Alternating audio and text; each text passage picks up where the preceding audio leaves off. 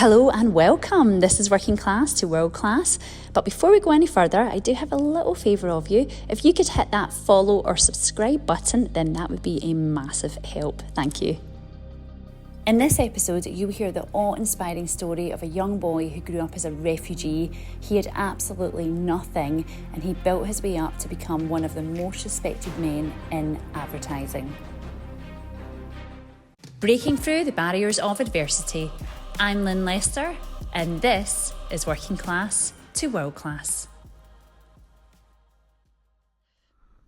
Joe, a very warm welcome to Working Class to World Class. But where are you today? Today I'm in Ho Chi Minh City. I've been here for about a week. Very nice. Well, I'm calling in from sunny Scotland, so it's actually dry outside, not rainy as normal. Ho Chi Minh is super hot today. So April is the warmest month in Ho Chi Minh. Oh wow, so that's why you're So hibernating inside. Not that I'm that's jealous correct. at all. So for everyone tuning in, if you wouldn't mind, Joe, could you give an outline of who you are, what you do, and just sort of set the scene for who you are today? Oh gosh, that's a very hard question. I am currently living in Singapore and in Ho Chi Minh, back and forth. I think Lynn, we've met many years ago. So I've been in the advertising sector, digital advertising sector, for a number of years. Based in Singapore for most of it. I was for a good 10 years. I was at a company called ComScore. So ComScore was audience measurement for the digital world, if you will, and it was one of the early ones. And it, where ComScore fits in is in the early days of digital. We helped, agencies, publishers understand, what are people doing? What are people doing online? And in traditional research has always, do surveys and stuff like that, and TV panels and things. So, if you will, we were the first digital panel, right, or one of the first digital panels that work in the market research to understand what people do and help, advertisers, publishers, help the whole advertising ecosystem on digital understand people more, Yeah, I right? mean, as you were saying, I've known you for years and years, and what's been quite nice and quite evident to me is that you basically are so well known. Do you know what? Actually, I'm going to move this mic a little bit forward. There you go. Just in case people wonder what's going on. Yeah. So yeah, for you're very prolific. You've known people for many years, and I think what's really cool is that you weren't always in that position. So obviously, when you started out, well, even before you started out, you were, I guess, in not a privileged position at all. So could we go back to your past, to sort of explore where you came from and kind of build up to where you are now. Mm. So let's go back to the very beginning before you were even born. Like, where were you born? As we mentioned, I'm currently in Ho Chi Minh City. This used to be called Saigon, back in the day. So I was born in 1971, not far from here, in a town called Dalat, in the hills. So it's actually about 1,400 meters altitude.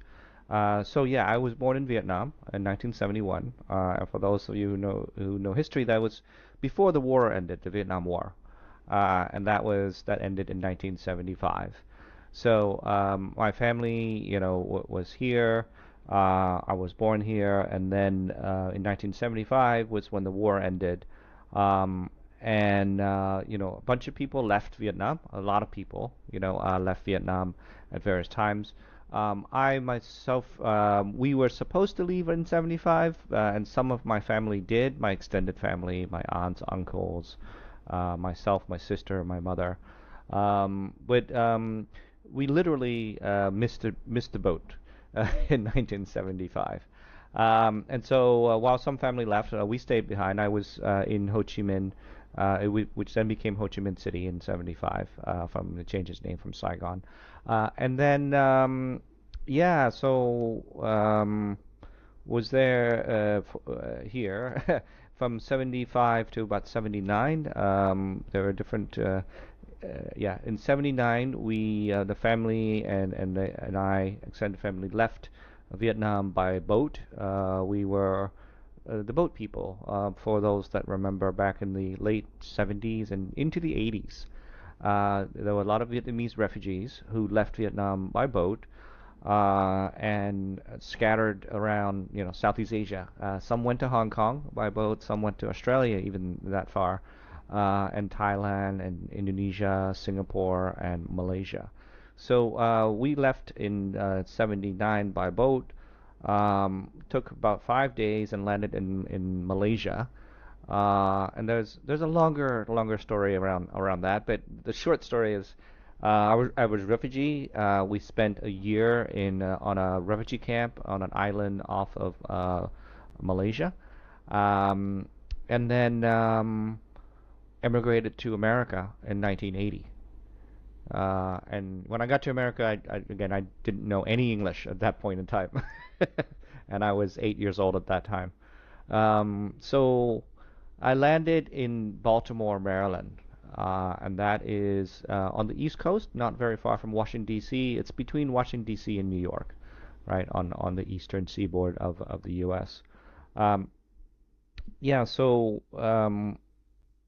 I got there. It was primary four. I think I got into primary four when I went to the U.S. And then started going to school in the U.S., learning English, having some tutors, and trying to adapt to sort of being American, right? Um, and yeah, so I grew up in the Baltimore area. Got lucky in high school, if you will. So I got a scholarship to a high school, a local high school. It's a private school. In the U.S., private school um, is more expensive.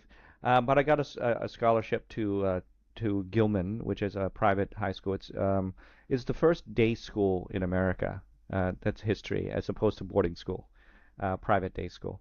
And got a scholarship going there. I was there for 4 years for high school. Um, Again, lucky again. I count luck many times, luck and opportunity. I got into Princeton University my last year at high school.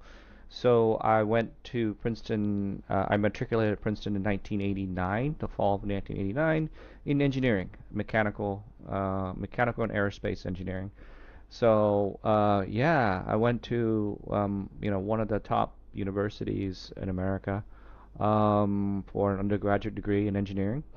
Um, Wonderful 4 years, and I love the experience there. But right after I graduated, I had applied for a fellowship to teach in Singapore. So I came to Singapore on the Princeton in Asia program. I was a lecturer at a local polytechnic in Singapore. So this is 1993.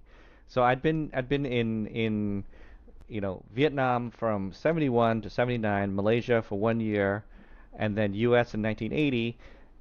1993, 13 years later, I left America and went to Singapore um, for a fellowship, and that's became sort of where I've stayed for the last 30 years. And obviously, that's uh, more personal background versus professional background, right? And then the career started into a number of different things, including media, e-commerce, and obviously the latest is digital media.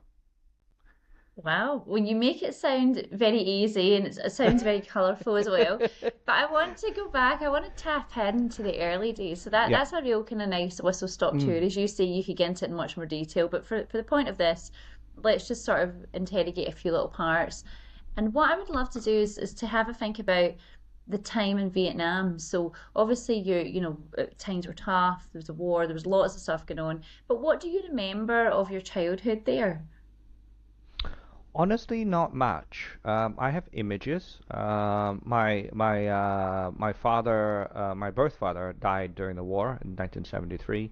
Um, in Dalat, what pictures we have and what I look back and everything, it looks like a little childhood. I was a happy child as far as I can tell.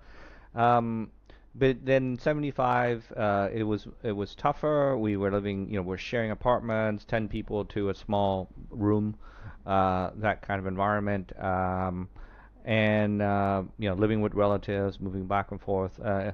Um, it when you don't have much, you don't miss much. So it's uh, and when it comes to memory, I'm struggling with it myself in terms of what do I remember and what can I remember. My friends remember things, very young, 3, 4 years old, and I struggle to remember. And part of it, I believe, is language. Memory is inherent in certain language, and I forgot a lot of Vietnamese. I'm getting my Vietnamese back again.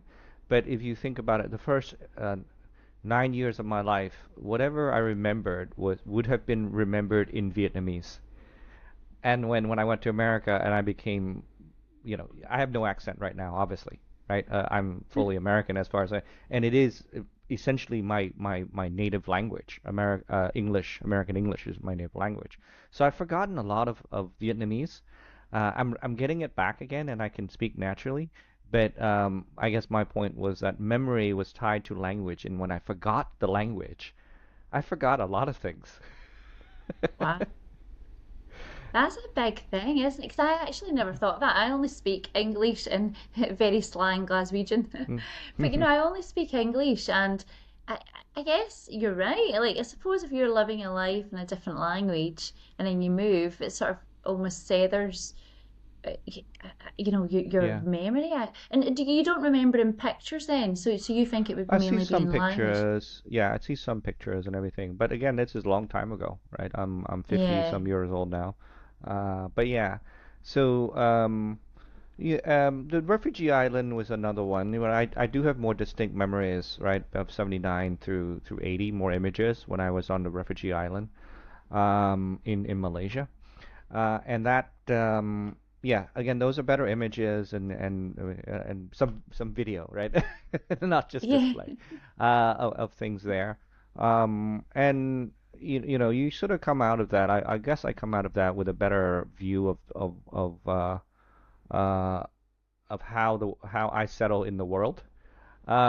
So people ask me that the refugee, that the year must have been really difficult.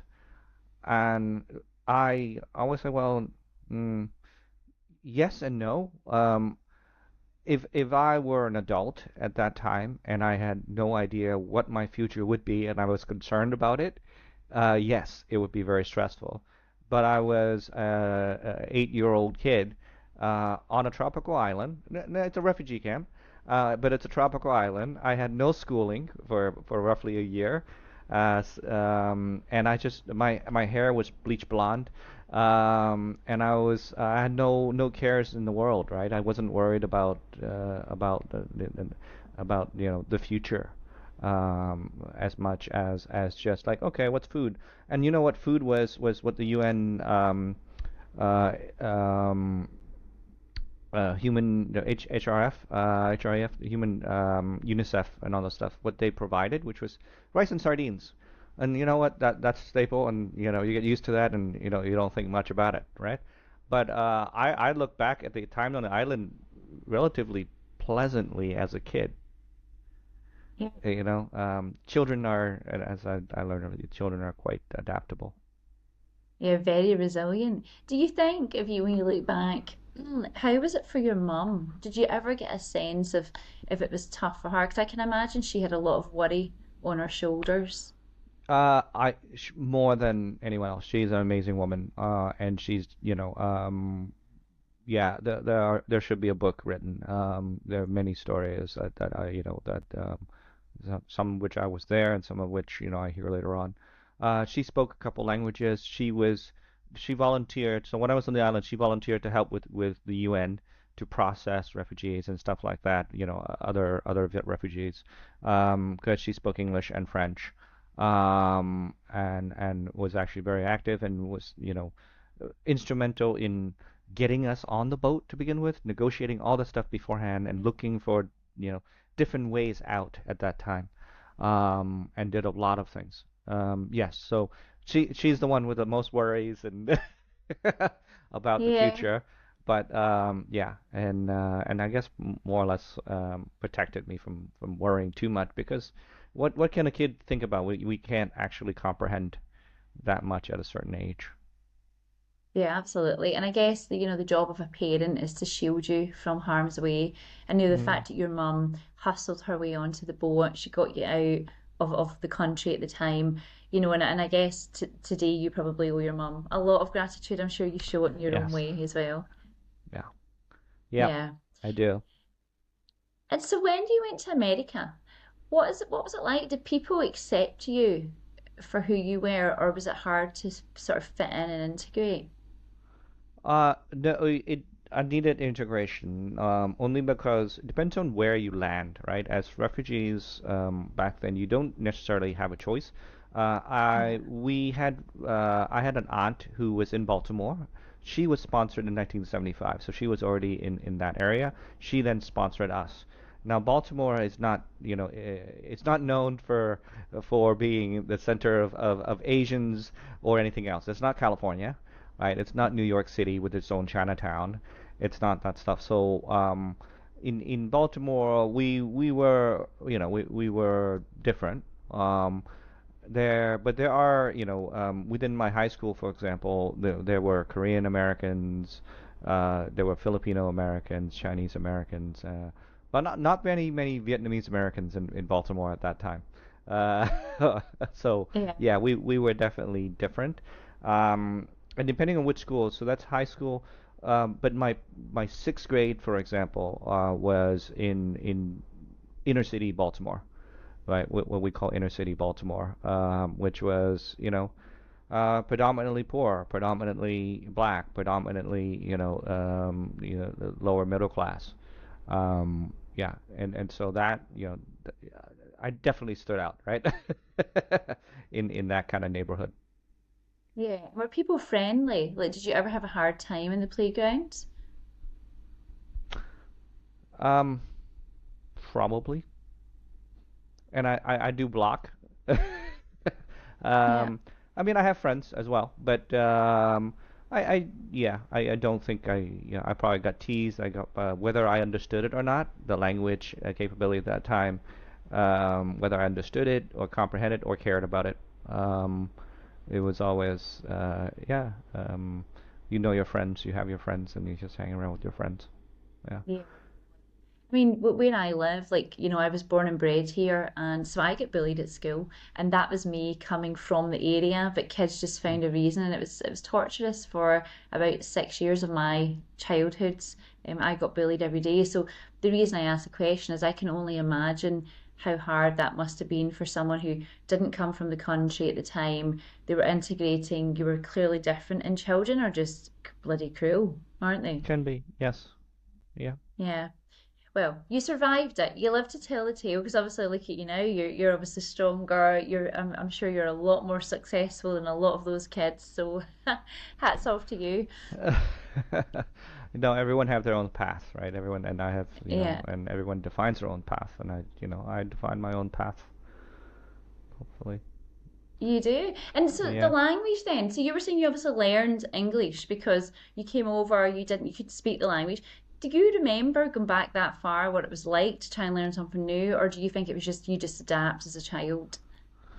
You try to adapt. I did have difficulties. I needed to have a tutor, and they provided a tutor. It was me and my sister at the same time. I have an older sister, 2 years older.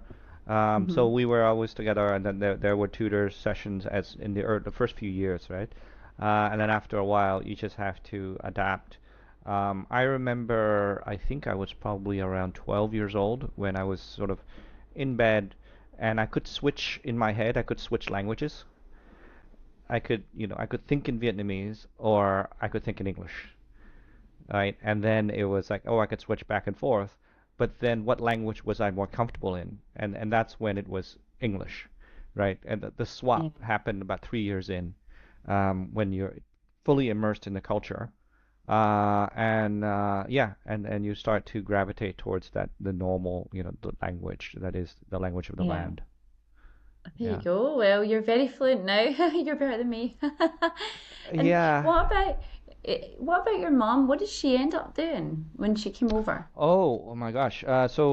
She went to night school to for technician, to learn to be technician, and then they sort of funded that. And after she finished, she actually got a job as a technician, and then she went to night school to get her bachelor's degree in computer science. So then she was a programmer, all right, for all of her, professional life. So 8 years to get her bachelor's, another 4 years to get her master's of computer science. So this is after she got to America.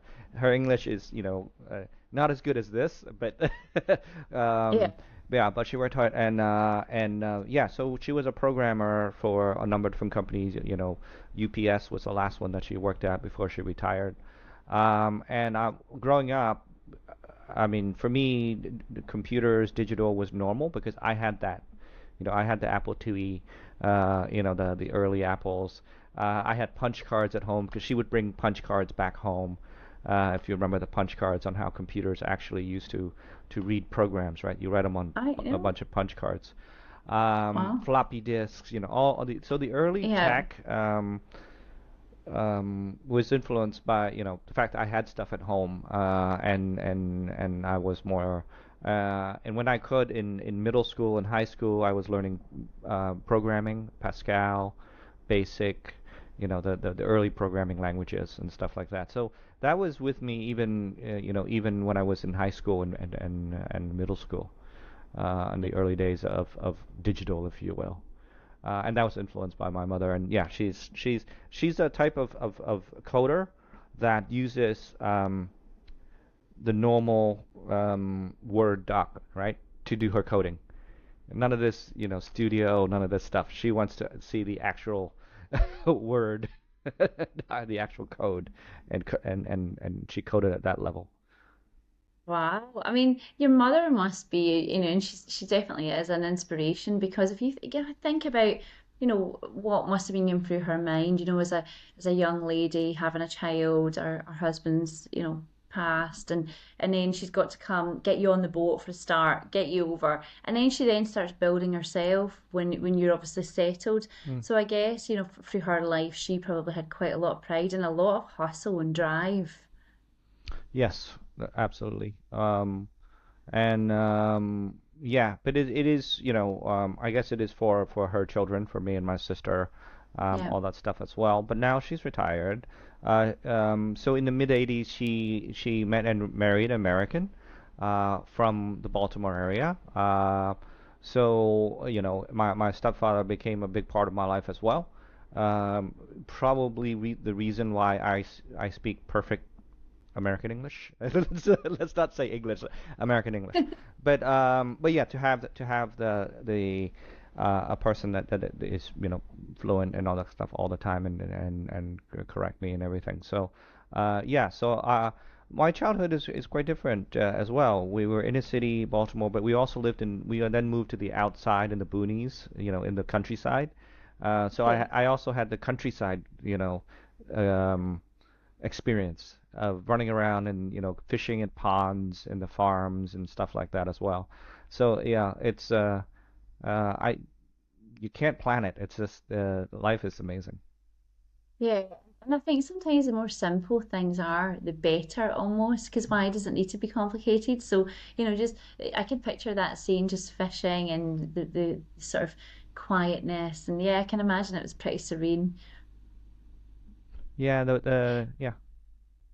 And I've got a question for you then. So, see, I believe that a lot of success is born out of adversity. And by the sounds of it, I think there's probably quite a lot of your childhood that you've blocked for whether it's been intentionally or unintentionally, Hmm. language or just bad experience or whatever. But is there certain things in your past, like kind of from adversity, that you think has given you inner strength today? I think it's all out of it, right? Yeah. You're built, you are what your experience is, right? And it's how you deal and cope with it or adapt to it. So it's all about the experience. I think my mindset is quite um, even. um, it's like I don't get too excited over too many things, because that's in like I have lost my job before, right? Over in the last 30 years, yes, there's been I've had companies that we ran out of money, and then sort of .com bust, we closed down, wife was pregnant, oh, I gotta go back to Singapore and try to find a job, right?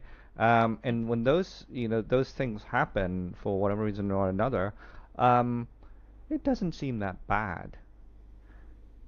Yes, it just happens. But uh, when you realize that you've almost died a number of times before when you were younger, that this is just part of life, and it's just like, okay, it's just the next step. You adapt and you move on. There's no, I don't look at it and say, oh no, it's the end of the world kind of stuff. Yeah. So something bad happens, okay, it happens. It's not, I'm still healthy, everyone's still healthy, all that stuff. So, yeah, um, yeah, I don't look at things and sort of see how bad things are. I'm actually Yeah. very American in that perspective. Americans are very optimistic, and that's sort of one of the things that I sort of took from America. It's it's Yeah, well, uh there you go. it's the That's a good thing. optimism, right? Yeah, it's optimism. Yeah. And you talked there about you almost died a couple of times. Like, what were the moments? Can you remember? Um, yeah, so 77, this is I guess 6 years old at that time, was the first time that we got onto a boat to leave Ho Chi Minh. And it was a stormy night, and big waves. We got, the ship got thrown to the sandbars, not too far. We didn't get very far, and the ship got essentially stranded onto a sandbank, and the ship sort of fell over, that kind of stuff. And those things. It wasn't that large, but as the waves were, we were hitting the ship and bouncing back and forth and everything. Yeah, I have vivid memories of like praying, my mother telling me, pray for your life, and those kinds of memories. But yeah, and then after that, we were found by the I guess the Navy, the Vietnamese Navy, and we were placed in a camp. Um, so I was, being a child, I was there for 3 months, but my mother was there for over a year. My grandfather and other family members, the adults, were over there for a bit longer, about a year or so.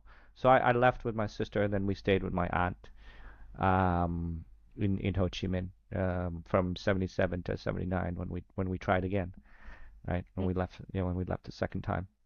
But yeah, I think that was harrowing.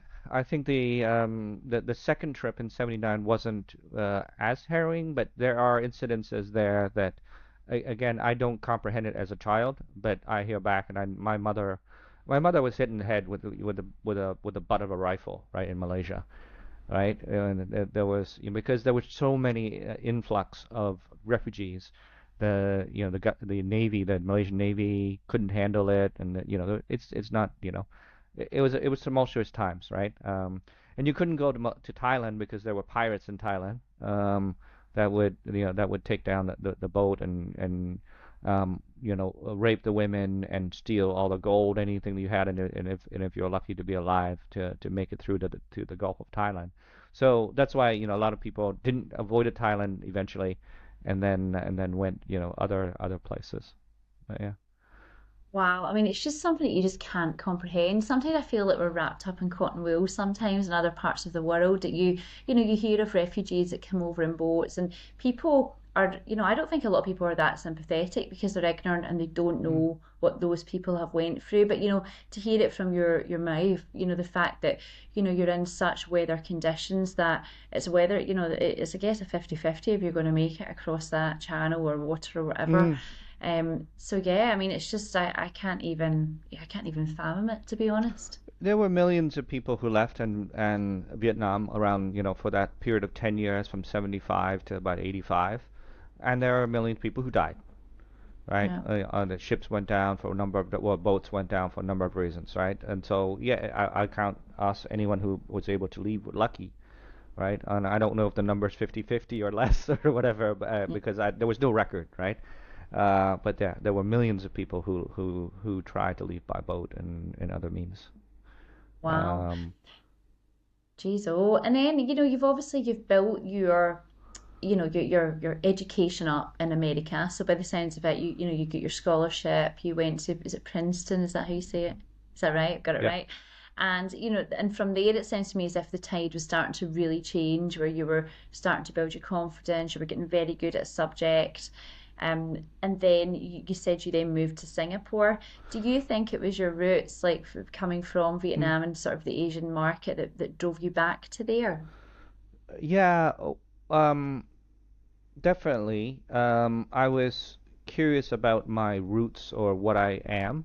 Obviously, I grew up in, I forgot the language, right? As I mentioned, I Yeah. still talk a little bit when I was there, but I felt I was trying to be, all the way into '93 when I was living, when I was in uni. I was trying to be very American. I was trying to adapt so hard, and I did a lot of things that American kids do, right? Which is fine because I live in America and I'm for all intents and purposes I am an American, but at the same time I am not fully American. The first 9 years of my life was not, right. So I'm a different creature of sorts. And when I finished uni, it was an opportunity to say, well, um, I could have gone for a PhD. I got into, a university for a PhD, but I decided to take a gap year, right? Sort of to go to Asia to sort of understand my roots. It was only 1 year, right? But on a fellowship to teach. So I went there for just the idea is just to go to Singapore for 1 year from 93 to 94. And then I went there and it was just like, okay, well, I'm so much more comfortable in this environment in Singapore at that time. And at that time as well, every Southeast Asia country was either a tiger or a dragon. Everyone was coming up, right? Whether it's Malaysia, Thailand. And so it's exciting in around 94. So I was offered an opportunity to stay to do a startup, be part of a startup in 94 with an older friend, alumni of my university who was starting up something. So I jumped on it and I stayed, right? So I never, so finish the year and go back and get my PhD. No, I never did that. And I was like, okay, I also don't want to be an engineer. I learned engineering, I learned mechanical aerospace engineering, but then I was like, no, that's not, I had my education, but that's not what I want to do, right? So yeah, so I decided to stay, in Asia, um, and the rest is, you sort of move through life through different industries as it grows up, or um, as the industry matures, like digital industry. So I was there and I was in media.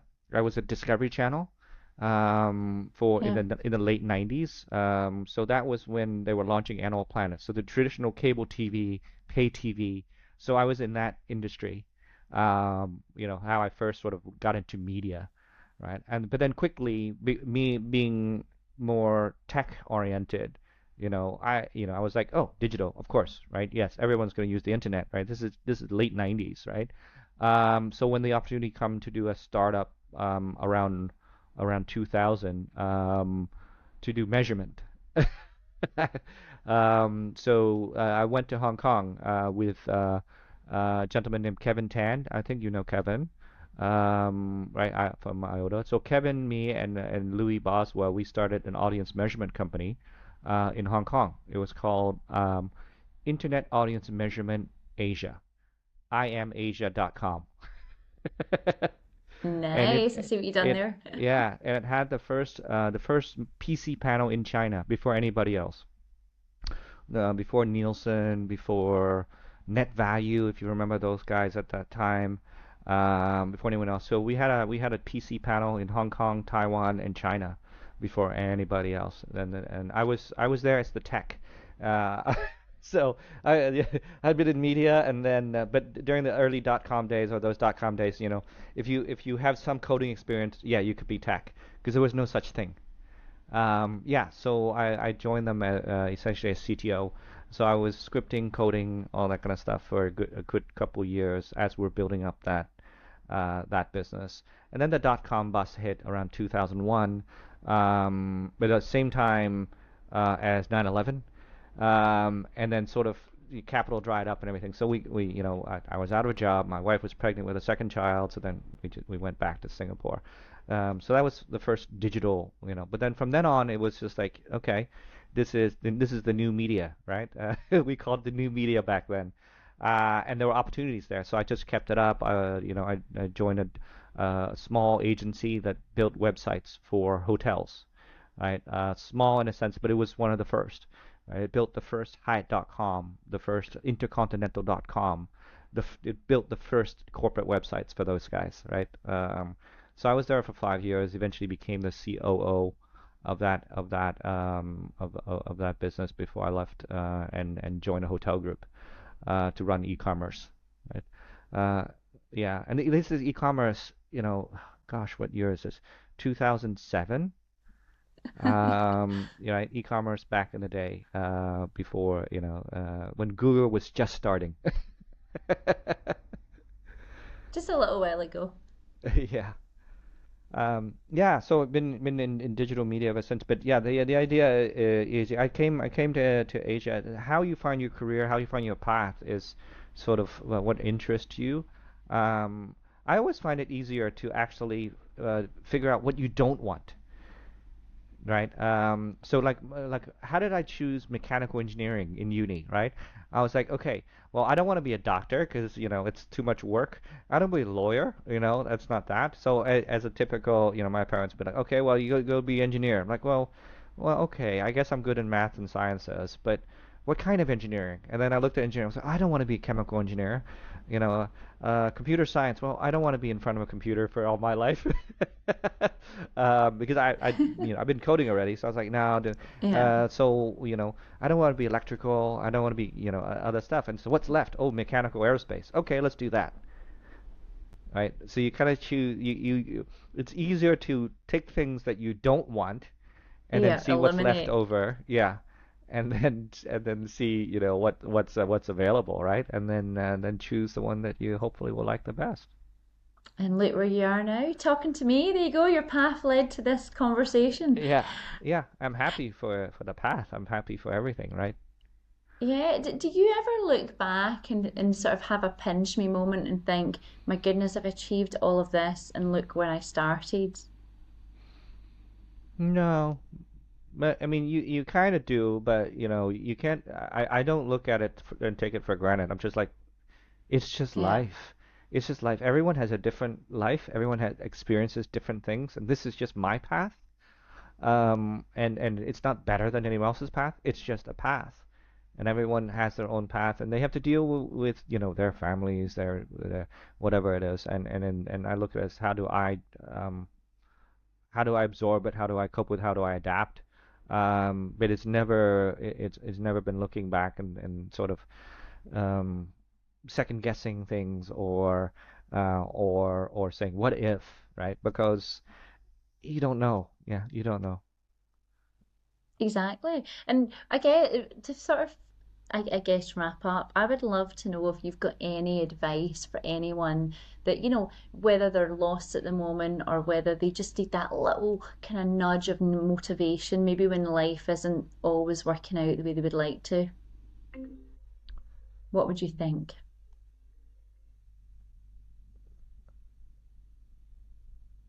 Yeah. I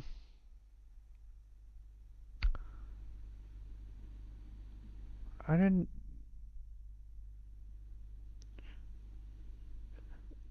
I had three things. When I was 21, when I first came back to Singapore, or came to Singapore, I did a trip with a couple of friends, and I went to the island where I was a refugee, right?